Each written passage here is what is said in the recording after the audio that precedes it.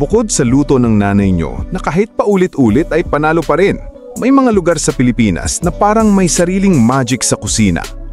Bawat lugar may sariling timpla at kwento sa kusina.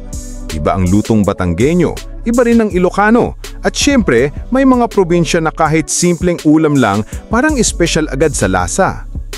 Kung foodie ka o mahilig lang talaga sa masarap na kainan, siguradong gusto mong malaman kung alin mga lugar ang tinitingala pagdating sa galing magluto. Kaya sa video na to, bibilang tayo mula top 13 hanggang top 1 na mga lugar sa bansa na kilalang kilala sa sarap ng pagkain at pagluluto. Pero bago tayo magsimula, i-like mo muna ito, mag-comment kung sang-ayon ka sa listahan o may gusto kang idagdag, at mag-subscribe para sa iba pang videos na ganito. Tara, simulan na natin! Number 13. Laguna. Sa coconut-rich na Laguna, creamy at mellow ang lasa ng mga pagkain. Hindi lang buko pie ang dapat subukan, kundi pati mga sticky rice treats gaya ng espasol at bibingka na may toasted coconut. Sa savory side, madalas gumamit ng gata at iba pang coconut products. Example ang sinugno, kung saan iniihaw muna ang tilapia bago palambutin sa coconut broth na may gulay. Smoky, comforting at perfect sa malamig na umaga. Kilala rin ng Laguna sa kesong puti at itlog na maalat bilang pasalubong. Overall, cozy at puno ng local harvest vibes ang pagkain dito. Number 12. Rizal. Ang Rizal ay famous sa sticky rice desserts at cashews. Suman sa ibos or glutinous rice sa buri leaf at kalamay na nilalagyan ng latik para mas creamy ang merienda. Madalas ito kasama ng mainit na kaping barako. Ang antipolo at kainta rin ay kilala sa roasted kasoy na madalas gawing pasalubong, crunchy at buttery. Simple at earthy ang traditional fare dito, ideal sa family reunion or rainy day snack habang nagmamasid sa bundok. Number 11. La Union. Ang La Union mixes Ilocano grit with fresh coastal ingredients. Dito masarap ang bagnet or crispy pork belly na kadalasang sinasamahan ng vinegar dip, pati ang dinengdeng at pinakbit na puno ng gulay at bagoong. Dahil nasa baybayin, sariwa rin ang inihaw na isda, pusit at sinigang na hipon. At hindi mawawala ang Ilocos empanada at local longganisa para sa almusal. Simple pero robust at umami-forward ang lasa ng mga bahay kainan dito. Number 10. Lanao del Norte. Ang Lanao del Norte ay nagpapakita ng Maranao at Mindanaoan flavors. Street food staple ang roti de Iligan or malambot na flatbread na puno ng spiced coconut-tinged meat. At sa bahay naman, madalas ang mga stew na may gata at turmeric. Makikita mo rin ang mga putahe mula sa banana blossom or plantain na niluto kasama ng pork at coconut sauce dishes na pador sa mga festive gatherings. Rich, savory at aromatic talaga ang dating ng lutuin nila. Number 9. Cagayan. Sa Cagayan, comfort food ang bida. Famous ang pansit batil patong, egg noodles na may ground pork, fried egg at chicharon na siniserve kasama ng sabaw sa gilid, perfect sa malamig o maulang araw. Bukod dyan, marami ring indigenous kakamin gaya ng binalay at tinubong. Sticky rice treats na niluluto sa bamboo o pinirito na madalas pagpilian bilang pasalubong. Savory sour ang ilang putahe nila gamit ang local vinegar o tamarind na nag-iimbak ng tradisyonal na lasa. Number 8. Ilocos Norte. Ilocos Norte, heavy sa crunchy savory treats. Bagnet, deep fried pork belly, ang crowd pleaser, habang ang Ilocos empanada o crackly rice flour shell ay puno ng itlog, gulay at longganisa.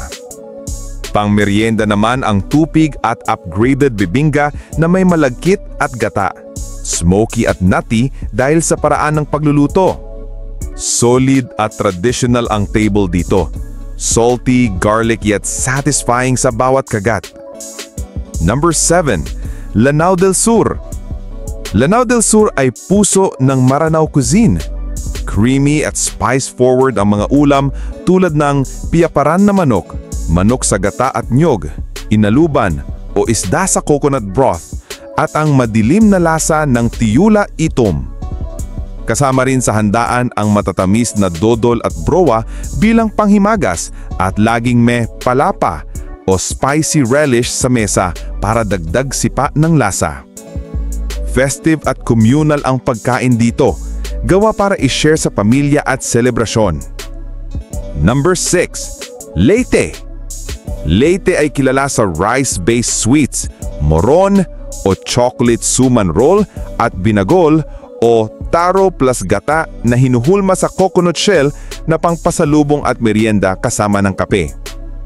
Bagamat simple ang mga savory dishes, grilled fish at mga basic stews, ang kakanin na ito ang tunay na naglalarawan ng gastronomic heritage nila. Chewy, creamy at nostalgic. Number 5.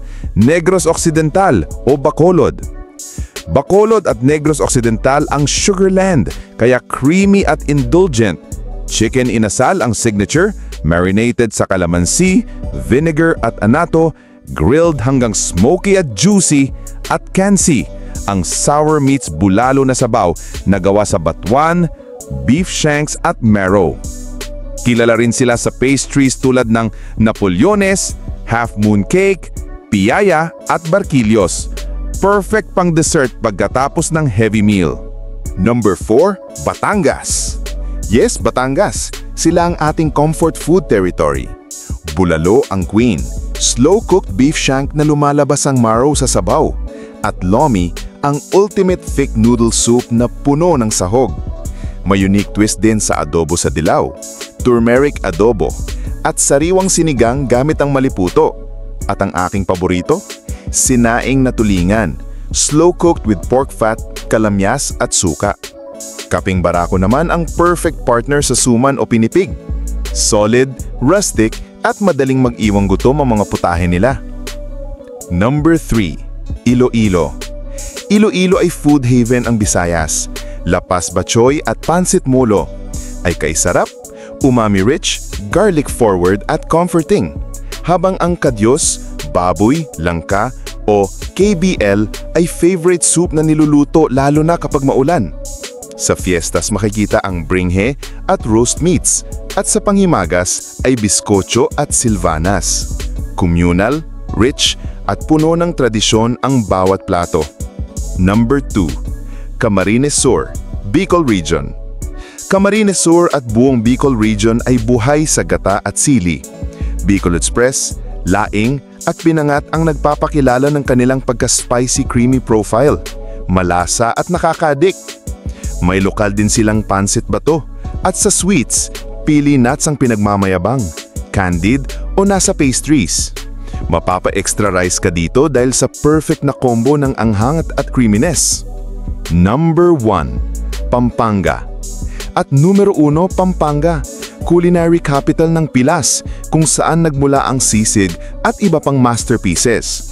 Bringhe o Kapampangan Payela, kare-kare, tocino at sari-saring kakanin. Fiesta Tocin and Spanish-influenced dishes tulad ng murcon, embutido, menudo at caldereta ay perfected dito. Meron din silang adventurous specialties tulad ng betute tugak at adobong kamaru para sa gustong tumikim ng iba. Rich, creative at consistent ang pagkaing Kapampangan, kaya sila ang number 1 sa listahan. Ayan, nawala ba gutom mo o mas lalo mo lang gustong kumain? Comment mo kung alin ang unang pupuntahan mo o kung anong ulam ng bayan nyo ang dapat nating isama sa next list. Kung nag-enjoy ka, huwag kalimutang mag-like, comment at subscribe for more contents like this. Kita-kits!